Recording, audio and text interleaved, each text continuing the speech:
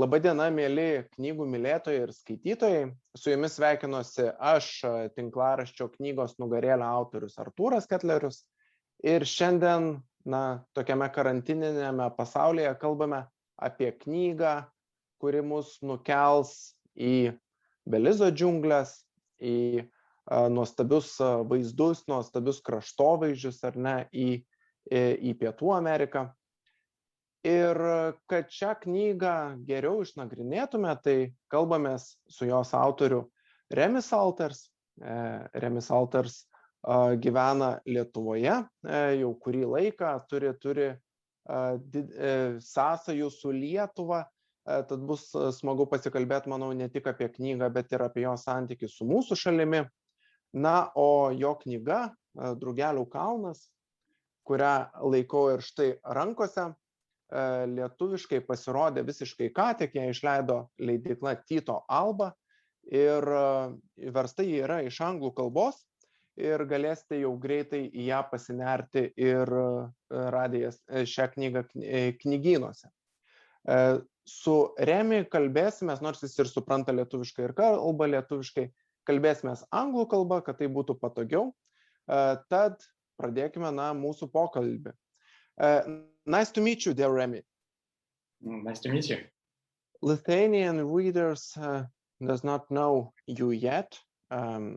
Butterfly Ranch is your first book published. Please tell us more about yourself. Where are you from? How you came to Lithuania? Why have you stayed here? And a little bit more about yourself. Okay. How long have you got? Because it's a long story. But in essence, I'm half French, half Irish. I was born in Paris, but I lived before moving to Lithuania. I lived half of my life in France and half of my life in Great Britain.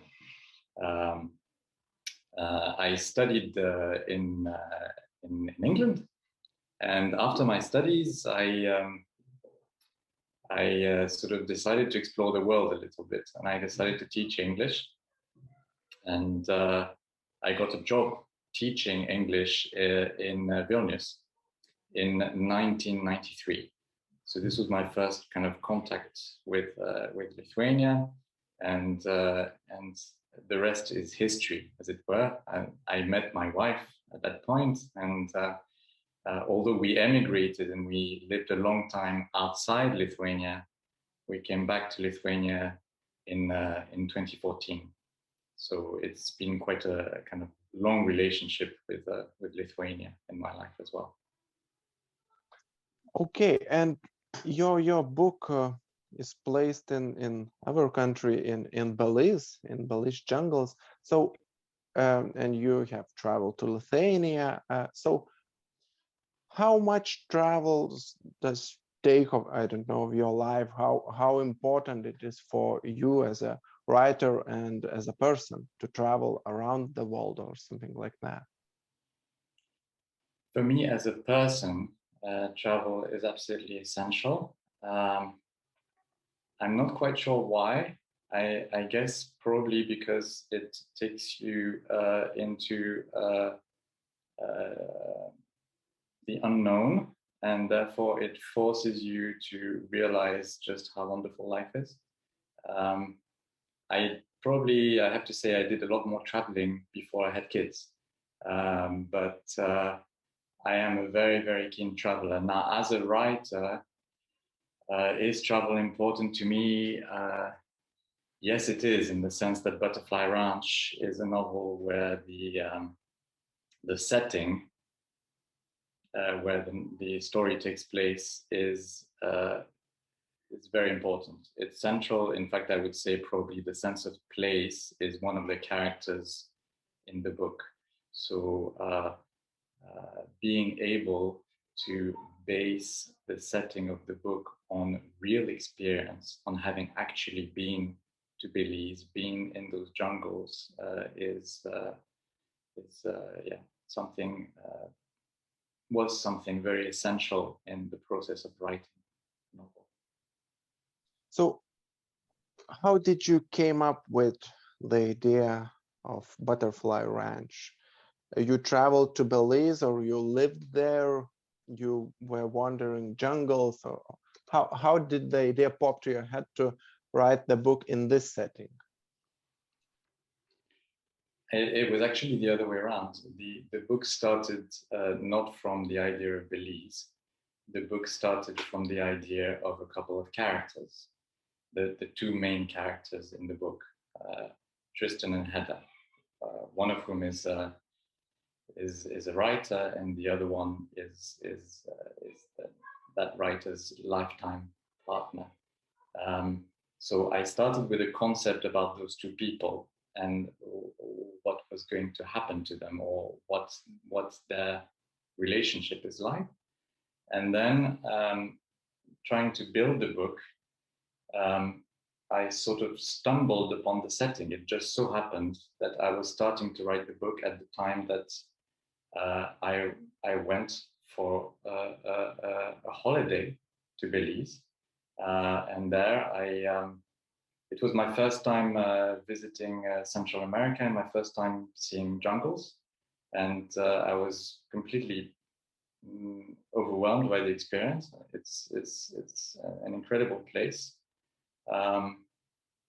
And while I was there, while I was traveling in Belize, I actually even came across the place which I later called Butterfly Ranch. I was traveling one day in a backcountry road, and I sort of came across an abandoned hillside full of jungle with a for sale sign, and I went to visit it. And a few weeks later, the idea came to me that, well, perhaps actually this is quite a fitting setting for these two people to develop their relationship and to develop the story. Speaking of the main characters, you mentioned the couple, the writer Tristan and his lover Helda, but also there are other, I would say, main characters. For example, the police officer, the constable, Altamont, and the book at the first it looks like a detective story. You know, you have a police officer that who loves crime stories, and you kind of hope for some mysterious murder in the middle of jungle or something like that. But then you meet the couple, the writer and his lover, and at least for me, the story changes. It's not entirely a crime story or a detective. It's a love story, and in a way. So wasn't that your intention, to have two different separate lines, or a love story, a detective, or it's kind of just happened, you know? It just happened. But it's a very good question, and I think you're spot on, and it's very interesting to hear actually the impressions from readers always. The starting point was the love story. The starting point, the core of the book for me was the love story, and I started off intending to write that love story.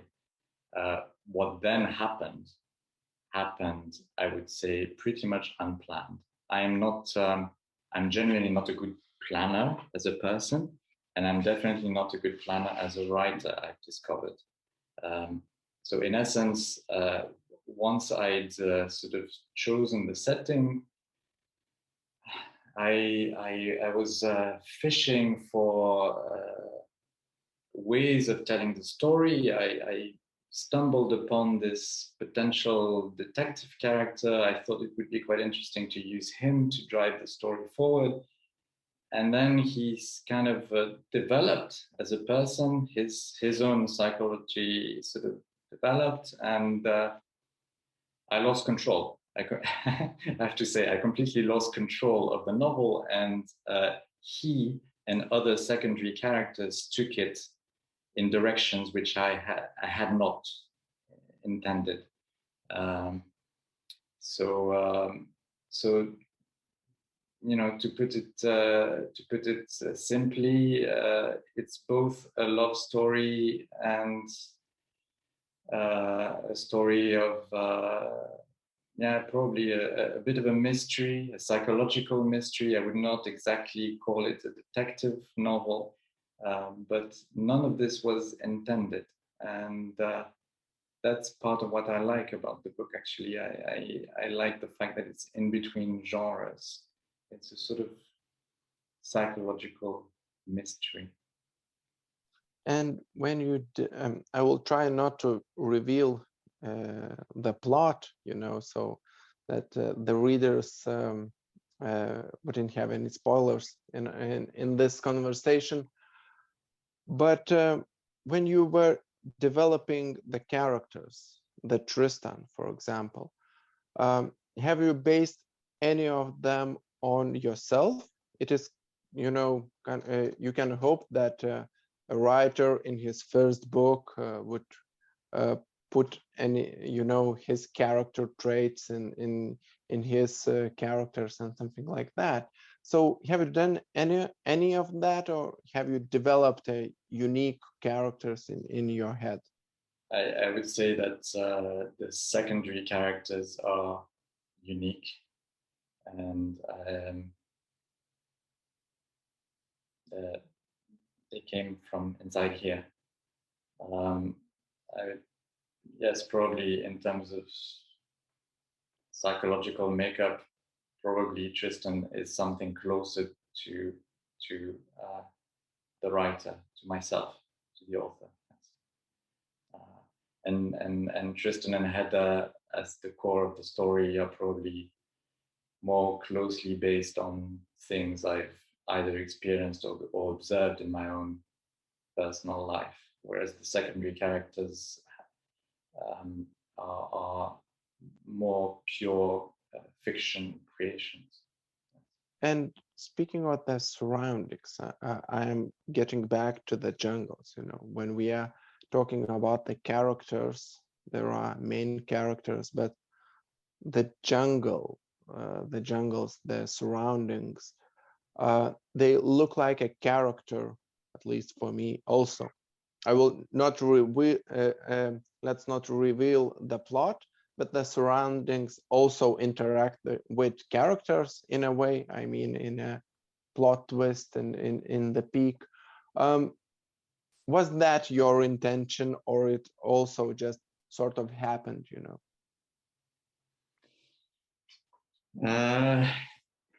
I'm increasingly sounding like someone who has no intentions, but it sort of happened. Let's put it this way. Yes, I made a conscious choice to have a setting in Belize, and then because Tristan and Hedda sort of exile themselves in Belize, I sort of I became aware that the setting could have different meanings for them. So they escaped to it. It might have promised some kind of liberation for them as in their story. But it ends up actually as a kind of golden cage, or perhaps a prison for them. So yes, I became aware that actually the setting could play an active role in the story, and in that sense, the model I had in mind in the end was Wuthering Heights by Charlotte Bronte, where the Yorkshire Moors, this region of the north of England, plays a similar role in the development of the love story between Wycliffe and Catherine. kind of an all-consuming setting, which actually symbolizes a lot about what the characters are going through and determines what happens to them to some degree. Since you mentioned the translation, I should praise the translator, Ligia Kaminskine, because it was a really good job. I enjoyed reading. I read the Lithuanian version, so I really enjoyed the book and the writing, as I said before. I've heard that it was sort of a gift for you, this translation. Can you tell us a backstory? Yeah, the backstory is really wonderful. Basically, Ligia is my mother-in-law. She's a retired professor of English translation, and in advance of my upcoming birthday, behind my back, she translated the book into Lithuanian and made me a gift of the translation. It's totally unique, totally unique gift. I guess I'm probably the only writer in the world to have received this kind of birthday gift from his mother-in-law. And I did not even know she was translating it until she gave it to me. She gave me the finished translation. Oh, that's a story. Yeah, that's a great backstory. When I have a question, have you considered before this gift to publish your book in Lithuania? I did consider it. It wasn't a kind of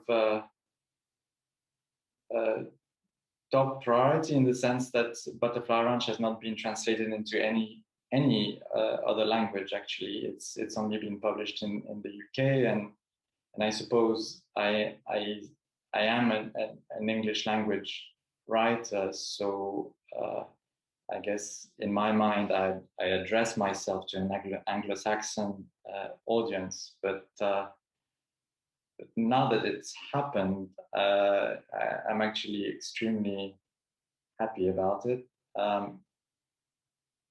because I live here, and Lithuania is my adopted country, so I actually realize it's something I probably should have done or should have tried to do a while back. I'm very happy about it. And are you working on any new project, any new book? Are you writing something at the moment? Yes, I am writing something at the moment. I'm not going to tell you what, but it's what I'm finding out is that it's likely to be quite a similar process to Butterfly Ranch. And that's very interesting in itself, that writing is such a process of self-discovery. You understand how you operate, how you need to operate. And I sort of feel like Butterfly Ranch, it's going to be a sort of quite convoluted process, a bit like therapy. You're sort of discovering things as you go along. It's I don't know what it's going to be when I start it. So I have a start. I can't tell you what it's going to be yet. Okay, you will not reveal the details, but maybe you can tell us the setting will take place in Lithuania, maybe, or maybe Lithuania will be in the book.